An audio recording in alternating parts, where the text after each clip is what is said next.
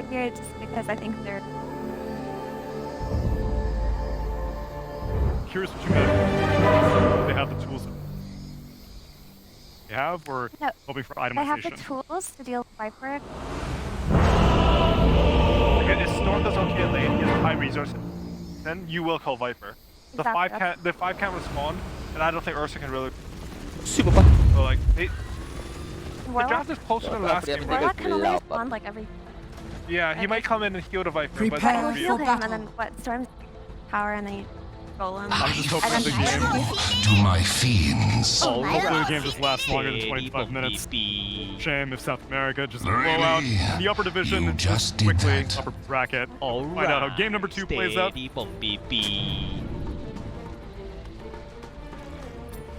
Thank you, Tsunami and friends. Suns fan here with Cinder, and this is going to be game 2 of this best of 3 series between NoPing and Quincy Crew. The loser of this series plays an NA team in EG, so Yes. it's going to be the America's Classic, it seems. Kind of bad luck in terms of the draw, but, I mean, do you think this draft is... I mean, again, I am expecting NoPing, I think we both are, to come a little bit...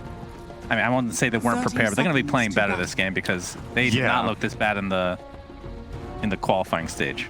I feel like based on the heroes that they have, it is less likely that they get rolled in lanes as hard as last game. Like the panel pointed out, I think Can they you give had me a a lot percentage, Cinder, since you're a robot? of... they will do 23% better in lanes. Okay, thank so that's still not good. So maybe it's more. Maybe it's 50% better. Okay. Like the panel pointed out, Warlock is The not battle begins. particularly good in this game. I don't think he threatens their offlane that much. So I think both the Hoodwink and the Centaur will be having a pretty good time here.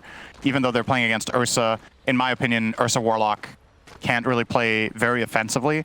Like Ursa can trade and get heals, but they're not posing any kill threat into a double stun lane.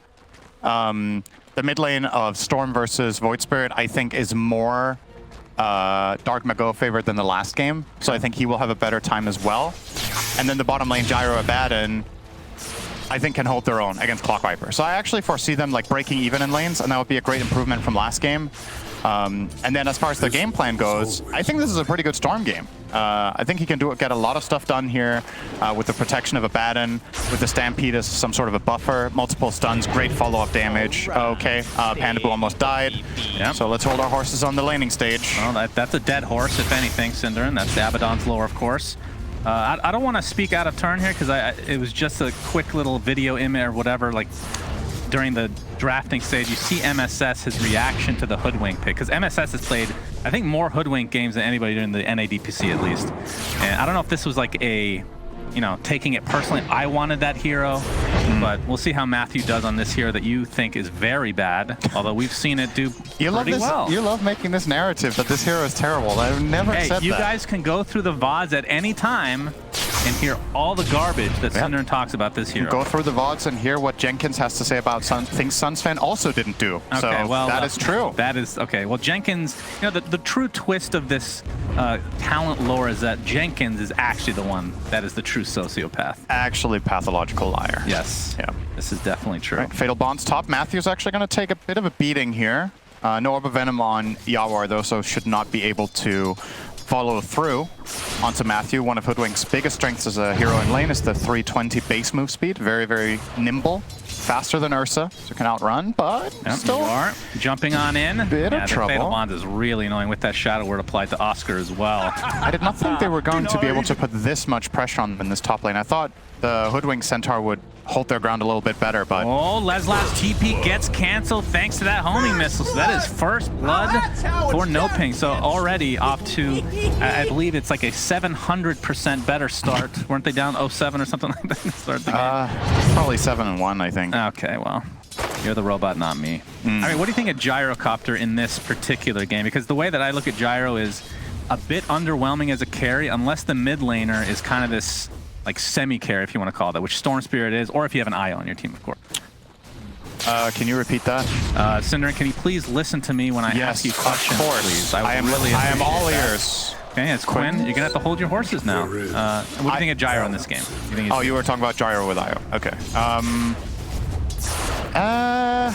I personally like him more with some sort of combo as well. Like you said, IO is great. Abaddon is not the worst just because Gyro wants to stand and deliver, right? And Abaddon offers you that protection in the Stampede as well. So honestly, I think if somebody gets a Solar Crest in his team, he might be able to get the job done here. The Ursa matchup has got me a little bit concerned though. I think that's one of the best carries against Gyro.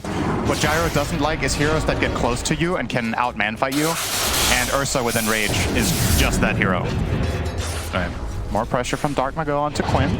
He is winning the lane currently. Yes, not by a lot, but is ahead. I mean, we're paying close attention to this because at this point last game, it felt like all lanes were lost. Yeah. As Oscar gets off a nice hoof stomp onto 2. But yeah, you're talking about the lack of this, I guess, lockdown for the Storm Spear in theory. I mean, I guess Quinn would have to get a Yule Scepter. He will want probably that, an Atos on Lelis for the Viper. Yep, both of those items would be good. I think the Yules on Void Spirit is more or less a given because you will also want the defensive potential of it against a more or less inevitable Orchid. All right, DarkMago is going to dive in here. Simile comes out onto the other side of the trees, and of course DarkMago not quite 6 yet. Pushing him out of lane though, so he doesn't get the experience in the tower. MSS is there to clean up though. Yeah, trying to save that wave so that nice. Quinn can just TP back and actually get the XP. Yep, very nice. But this is, of course, leaving Leslau very susceptible. Viper offlane 1v2, I think, is very bad. This hero thrives on playing aggressively with at least even numbers. But under these conditions, he can't even get experience, more or less. Like, he's actually getting zoned by an Abaddon because if he starts trading a little bit with this Abaddon, he starts getting slowed by Curse of Avernus, and the Gyro walks up with a homing missile, and maybe you survive, but you lose your entire hit point pool, and then you can't lane anymore. So he's being very cautious, and that is costing them quite a lot in that bottom lane. I think MSS is going to make his way back down here, but I'm a little bit worried. The damage is almost done here.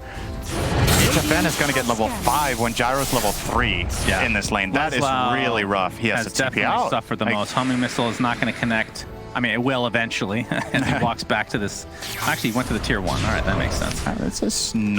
This is a totally different start. He's the same level as MSS on that position force. So, I mean, what do you think of Viper as kind of this?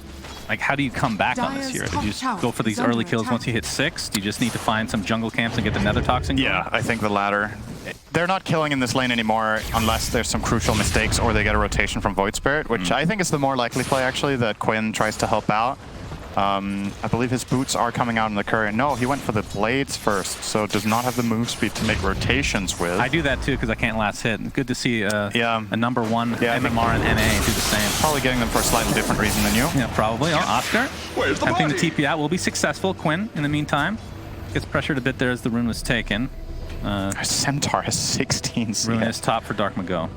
Okay, so the last game Timbers all got bodied in the offlane, and this time it's Oscar on the Centaur instead of the Timber. His laning performances have not been impressive, and I don't know if it's him or the Hoodwink or the way they play together, but again, I feel like this is not the outcome of this lane. You are not satisfied having 16 CS minutes, 630. A little turn of fate here. I mean, we saw this kind of flipped around for Quincy Crew. It was Quinn last game taking all these stacks and trying to get these people out of the jungle, but Panda Boo did take a couple creeps, and pretty annoying for Leslau to try to get this kill, but they might be successful. MSS just needs to get in range. Why doesn't the boots on clock? That is true. Battery Assault comes out, but it's too late. HFN has come to push them back even further. So Leslau, again, still level 3. Still level 3. I play a lot of Clockwork. This hero does not like not having boots at this point. Like, I think they're coming now on the courier. Yeah, he has the boots, but still no trinks. Your bread and butter until you're level 6 is running heroes down, and just a Windlace puts your move speed to about the same as a Gyro without boots. So it's these boots were sorely needed there. He wasn't able to connect on Abaddon, and now he has them at least. But I would say both offlanes have gone terribly, actually. Like, they have had a really tough time. In a vacuum, who would you rather, like, who has a better chance to come back? I would assume it's Viper just because he can take out stacks. Centaur has a level and a half on him, though. That's true. I would say Centaur, because of the level advantage he has. What is his level of return right now? He's level 3, right? Okay. He's 113, so... He can jungle quite nicely. First of all, he can jungle, and secondly, his level 6 comes earlier and can make global impact. He can set up Gyro for success, he can set up the Storm for success. Yep, that is true. Speaking of the Storm, it's going to get ganked by Warlock. My prediction is this will not work. It did not work. Thank you. That was a low probability play for sure. There's an illusion rune. Looks like Quinn is in trouble. Yeah, Quinn does have one Astro Step. Doesn't use it though. Okay, ends up dropping to the solo mid as well. So did he? It showed green at the top for me, Cinderin. So I'm just trusting. You're right. It's actually bugged. It is on cooldown on his spell counter. Oh, okay. It just got off cooldown now. Huh, interesting. Oh, that's big. You gotta imagine being DarkMago in this game, like you've got something to prove after the last one, right? Like this is a rivalry for you. The player matchup against Quinn. There's a lot of pride in this mid 1v1. You got stomped last game. It's got to feel so good to get this start. And 2k gold lead for NoPing. You heard the panel. They didn't give them very much of a chance in lanes, but they have definitely woken up. Maybe they just needed to get, used to the stage. This is new to some of their players, I think, to play on a big stage for big stakes. And you can have a lot of nerves going into game one, and then you sort of like settle down, get accustomed to the situation and start playing. For your first LAN tournament, this is probably the best one because there is no crowd. So you can kind of like use this as a stepping stone, if you will. Right. HFN. He is in trouble. He is in quite a bit of trouble. Astro Step is there. Stampede comes out, but he's getting locked down inside those dogs. He gets off his ult in the meantime. And with the Storm Spirit here, she'll be able to clean up nicely. A 1-for-1. They did lose the Gyro. That is the big kill for Quincy. But the question is, can they get out? DarkMago has no mana. Only level 5, but yeah, they're not going to chase anymore. DarkMago gets the Aphotic Shield, not enough. Not enough mana to get to the high ground either. So a double kill for Leza. He desperately needs these. The laning stage was so bad for him. And this looks to be a potential triple, but Quinn will take it for himself. I mean, this is the mid-tax after all. So yeah.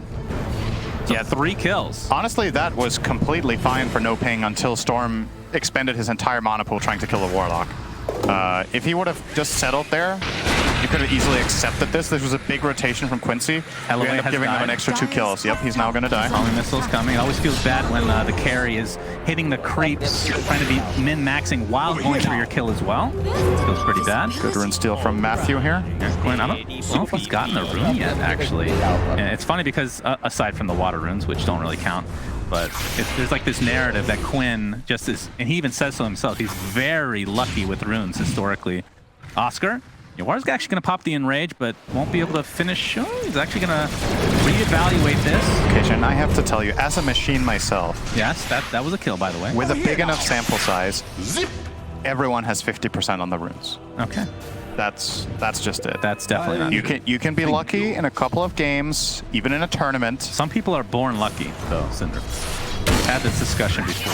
I actually do believe that. You do believe that? Yes. You believe there are people that have more than 50% chance to get the rune? I mean, technically they have a 50% chance, but they're not going to, they're born unlucky. What's that supposed to mean? I mean, you're talking about just pure math. You know what? We can have this discussion another time. Just don't make sense. Sorry, it does not compute. Is that like a divide by 0 moment? All right, level 7 on Oscar. He does have his Vanguard, so we'll be going for the Blink Dagger. No big surprise here. I mean, if he's farming really well, typically you see the Hood first, but yeah, you can't really, you just need that initiation pretty bad. You need somebody to follow up the Storm Spirit in this game. But LOA, he is level 6 now, so they have the Chaotic Offering, and they have a lot of team fight here to couple that with as you are. Pops the Enrage again, but trying to force Stampede, but no dice.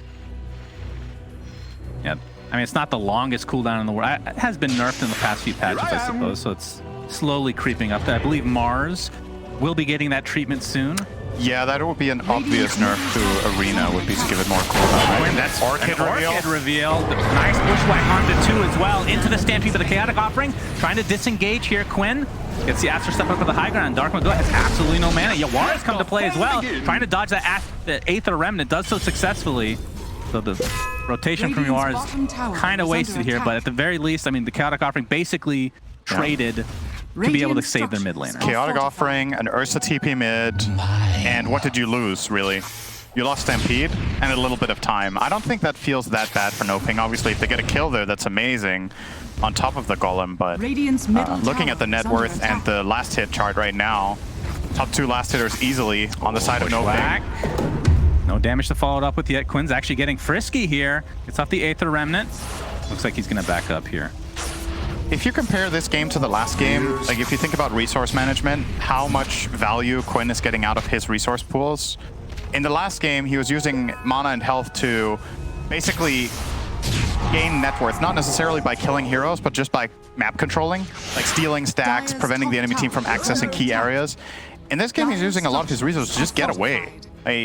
And he hasn't really pressured very much. The 1 kill and 2 assists he has was from the move bottom, where he kind of got a couple of freebies, right? Yeah. So definitely night and day between the Emperor game and the Void Spirit game here. And a lot of it obviously coming down to the runes. And we can see the first Viper Strike of the game, I do believe, and it's going to be reserved for Oscar. So nice pickup there for Quincy Crew. And like you talked about, NoPing, they do have a 2K net worth lead right now as Handabu comes to the high ground in that triangle. Both will pop, and I do believe Ursa will finish him off here. That is not a good orchid. Already out of mana, basically. Has enough to get to the high ground. Quinn now trying to chase. They know that they don't have vision up here, so yeah. Half mana on the Storm, that's just not happening, but... Yeah, it feels like, I mean, you talk about how Quinn is doing that, but I feel like Storm's doing the same thing. Spending a lot of the mana before he can actually get into the fight properly. That's true, but he is finding more CS as well, right? So he's spending, his resources are still giving him more net worth. Oh! There's a Stampede. Looks like DarkMago did get that. No, actually MSS took that regeneration, but it's going to pay the ultimate price. It's going to be a sharpshooter from the side by Matthew. I do feel like they could have killed the Void Spirit there, actually. He did get the Orchid on him, but then he went for the Vortex on the clock. And Storm Spirit, or Void Spirit, is the bigger kill. Still, it's a grab. They're getting more value out of their Orchid. And obviously, just when you look at just the nature of how these lineups farm, right? One side has an Ursa with a Diffusal Blade. We've talked about this during the group stages. Ursas are electing not to go Battle Fury. They're going for more of a fighting build. The other side has a Gyro with Ags. This guy will outfarm Ursa any day of the week. HFN is also a very efficient farmer on top of it. So you gotta probably look to fight around this diffusal timing. I don't think you're just happy trading. The trades do not favor you if you just hit creeps. Dire's top tower. HFN, like you said, with the Aghanim Scepters, going for the casual Yasha, and we'll see what he picks up after the fact. Is under attack. But stupendous. Quincy Crew's build a little bit more early game centric, so expect, I think once that Yules comes on, yeah, they're waiting for that, I think. For Quinn, so he can actually dispel the Orchid, among other things, set up his Aether Remnant. I mean, it has so many uses this game. That's when they should probably get active. They're giving Yawar the bottom tower. Long zip. Yeah, that's a lot of mana usage, but that is the Orchid into the Sharpshooter, and he should be ticking out here to that Orchid. In fact, he does. MSS hook shot in, didn't really connect on anybody, but nice cogs. Ends up getting cannoned on the other side of the river here. Viper Strike applied to the Hoodwink as DarkMago's getting extremely low. Looks like he'll live through this, though. Almost enough damage. Chaotic Offering not used for LOA, though. 2 for nothing. Yep. Very close to... If they get the Storm trade there, I think you're pretty happy as Quincy, but the homing missile just narrowly saving him from Yawar, who had him diffused, and he was totally out of mana. They just get that reset, gets out. I actually don't think the active on that is called diffuse. Let's have a look what it is called. Active is called Inhibit. That's right, Inhibit. He inhibited him. Imagine saying that. I have never read that before in the game. Really? I don't think I've ever seen this word in Dota before. Oh, okay. Well, now you can add something to your ever-growing dictionary in your head, aka robot. I mean, this is a patch note update for you. I have a little bit of a quiz for you here. What is the active of Magic Wand called? I don't know. It's called Energy Charge. That is the literal worst thing I've ever heard in my life. Yeah, I've also never seen that. You gotta buy a wand every game. DarkMago. Hook shot is there to try to counteract this into the Atos reveal from Leslo, into the Chaotic Offering. That is enough to get that Storm Spirit kill for Quincy Crew, and LOA even lives through it. Handabu's ult has popped already. Quinn with that double damage. There's the Yules. So this is their timing. We talked about this. They'd be able to clean up this kill pretty easily as well. So 2 for nothing. Quincy Crew, and they have an Ursa. So that means Mr. Roshan will be dropping here. Yeah, this is a really big sequence from them. They find the kills close to the pit. That makes this really easy. And all of it was that Atos. DarkMago was not ready to get Atos there. He was not expecting it, clearly. I think he had the time to jump, but just didn't see it coming. And that's big. Oh, we're going to see the call down come down. Nice bushwhack onto a couple of heroes. Quinn still with that double damage applied. Matthew's going to drop, though. That is their entire lead gone in the blink of an eye. Well, that was a pretty long blink. How do you blink? I mean, is this like a robot thing? Anywho. I don't blink at all. I don't know what a blink of an eye is. I heard this. This is how humans talk. All right, that's good to hear. You're learning slowly. It's like the worst AI ever. Together with my boy Zuckerberg, we will uncover the human race's tendencies. God, he's actually a robot. All right, so like you said, Atos now on Leslau, so... I'm not sure what you build on this hero after the fact, as yeah, DarkMago ends up stealing that rune. All right, just go for something. What do you like to see on Viper? Just tankiness? What are the good items here? I think you could make a case for auras in this game. He has queued up travels, which is kind of the go-to for Viper to be able to connect on moves, because the hero is naturally very slow. Interesting items would be maybe Pipe. You could arguably make a case for Crimson Guard against Gyro, but I don't... It's not good enough by only being good against Gyro, I think. So the Pipe seems nice. Currently, he switched over to Ags now. Also good against Gyro. Just making sure you get that Viper strike on the gyrocopter, slowing down the attack move speed and just allowing Ursa to pile on.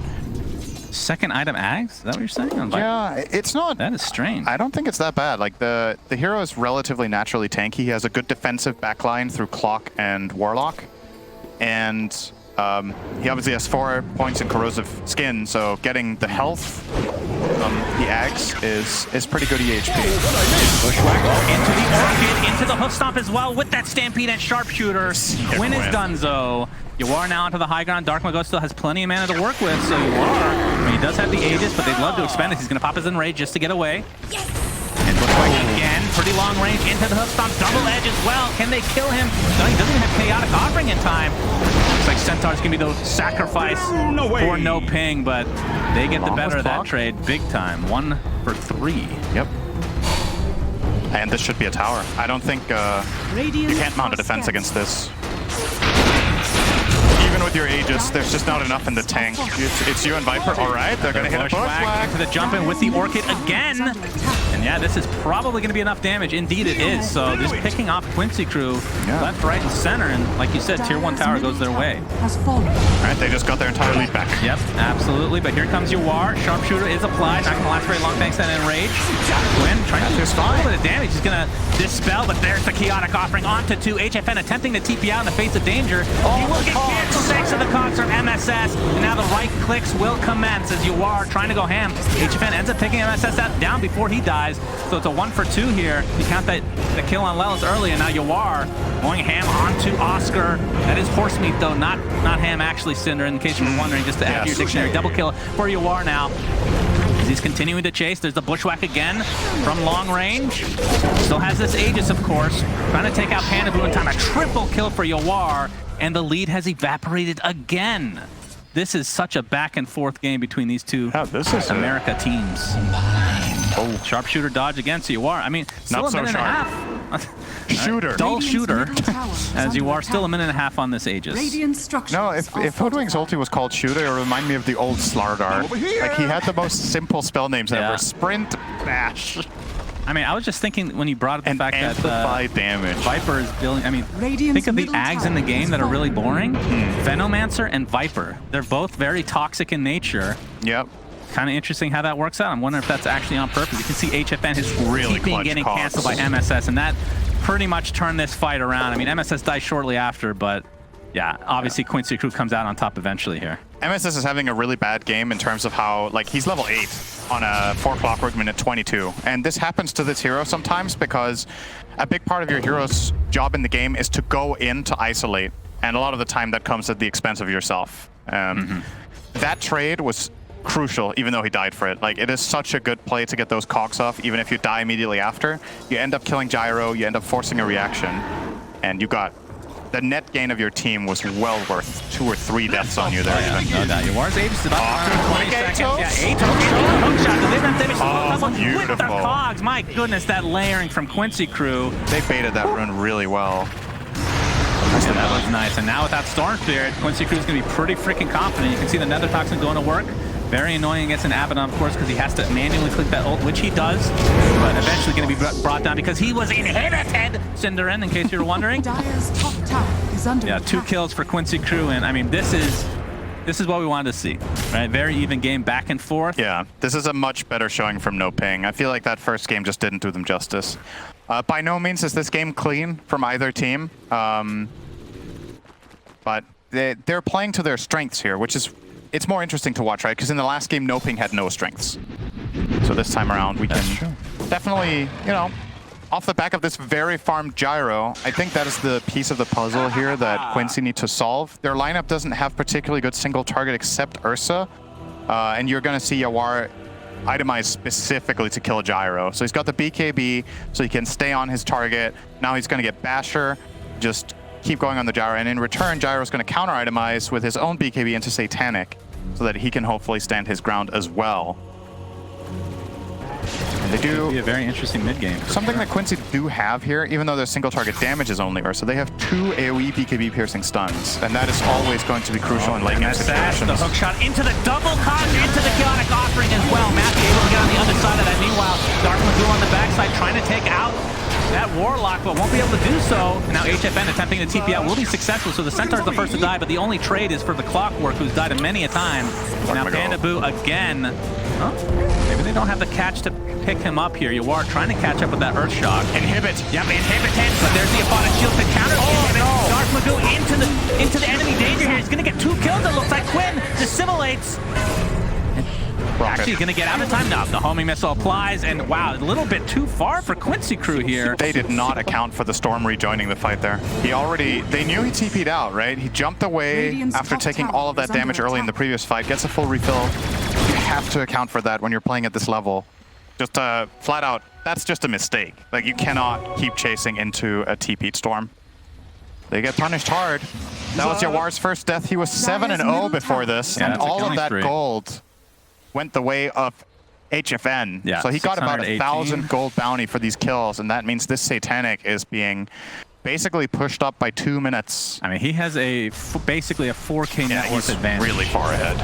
He is doing quite well. Has a 9-second BKB, and like you said, Satanic will be next. So, okay. I mean, it's only a 2K net worth lead overall for NoPing, so basically their entire advantage is on the Gyro's shoulders right now. Do they have what it takes to empower him, though? Nobody is building Solar Crest, which I think would be a very good item this game. It's a great item against Ursa as well.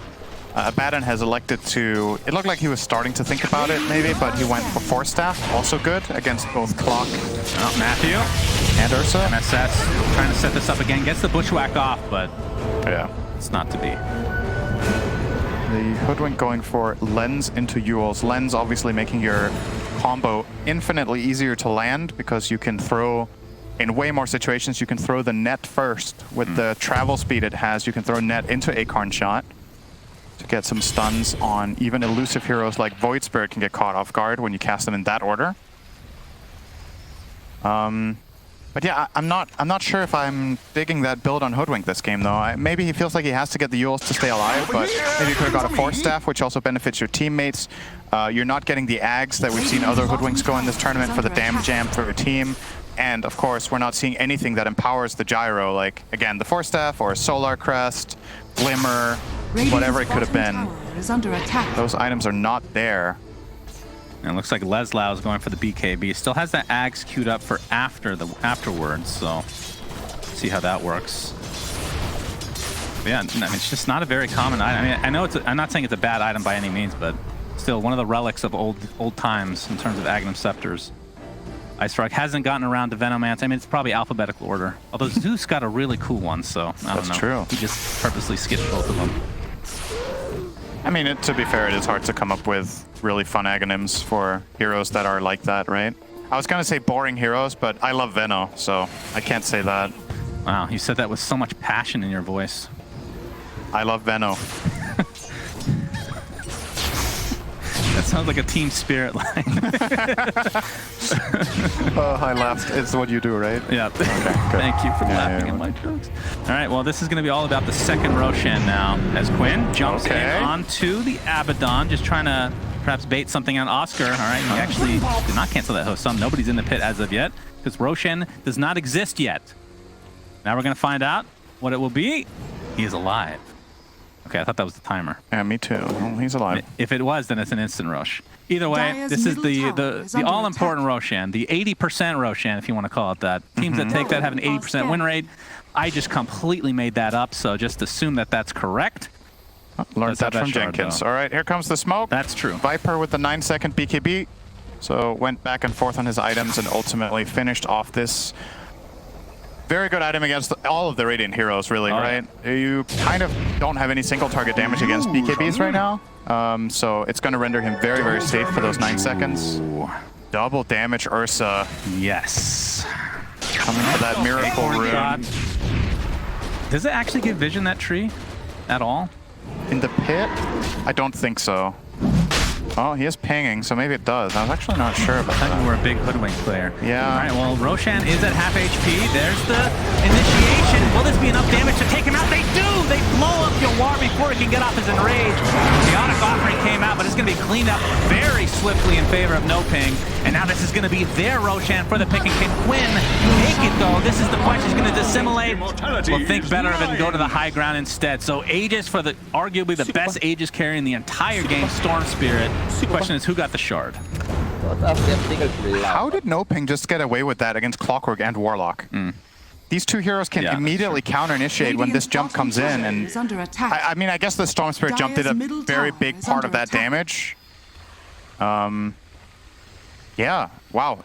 Imagine the difference a Quelling Blade could have made there. It's literally the tree. It's just sitting there and there's nothing that removes it. Dire's middle And tower then has they combo it with a nice Centaur stun on top of the Bushwhack into massive Storm Burst with Orchid. Great play from NoPing. That was going to be a really big moment for Quincy, and now they're starting to trail a significant amount. Yeah. Might have to reapproach the game a little bit. Oh, shard is still in Roche Pit. What?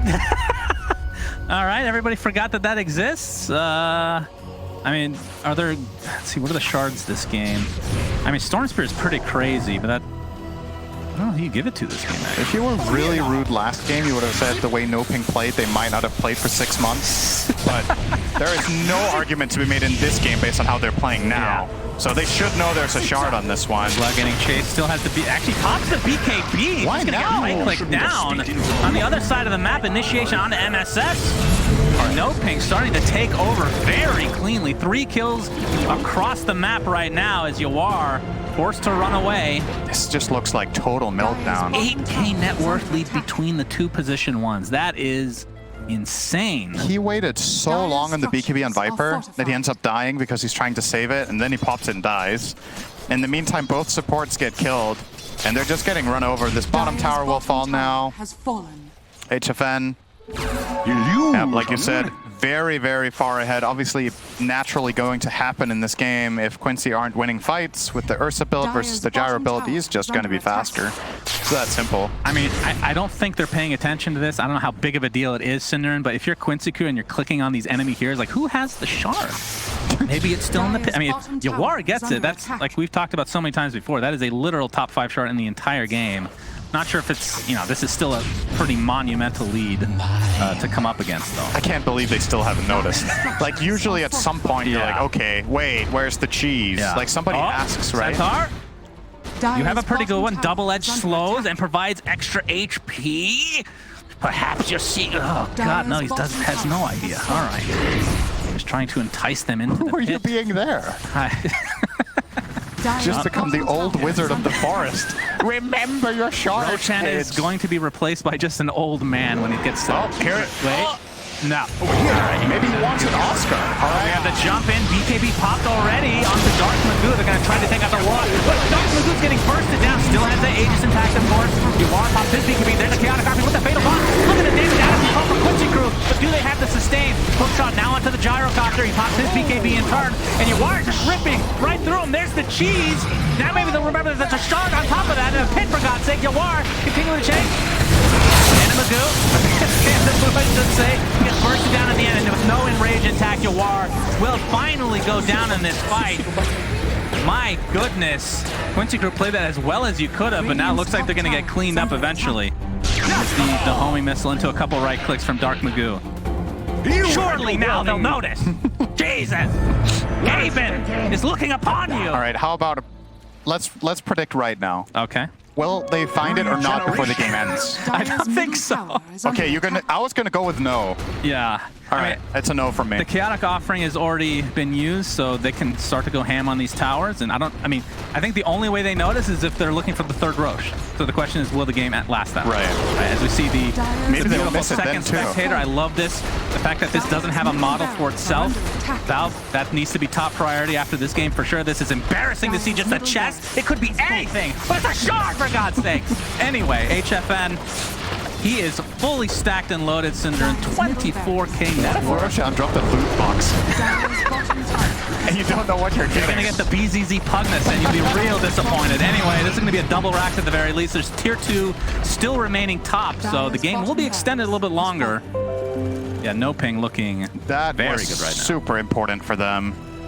And that fight could have definitely been won by Quincy. It was close. Like, they got a lot of damage out. They finally got a really good Fatal Bond. Stop looking at the Roche, it's triggering me, for God's sake.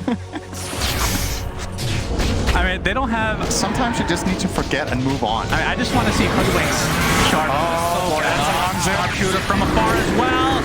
And that is a Yawarka, although he pops his enrage, gets a little bit of life still going. There's the initiation Oh my as God. well from Quincy crew. They get the 1 kill onto center, but now Yawarka's pretty much expended everything that he has. LOA, no chaotic offering to work with. He's going to buy back into the game along with LOA. There's the Panda Boo ult, keeping him alive a little bit longer, and DarkMago is going to burst down Quinn himself. He's going to buy back into the game as well. So this is a triple buyback kill. Can they clean up is the question. Looks like they're going to find at least one. MSS, he does have buyback as well, and Yawar, or I should say Lelis, get bursted on in total. Ultra kill for HFN, who is so freaking farmed right now. They're going to use the enraged Ursa, and eventually will bring him down. A rampage for HFN.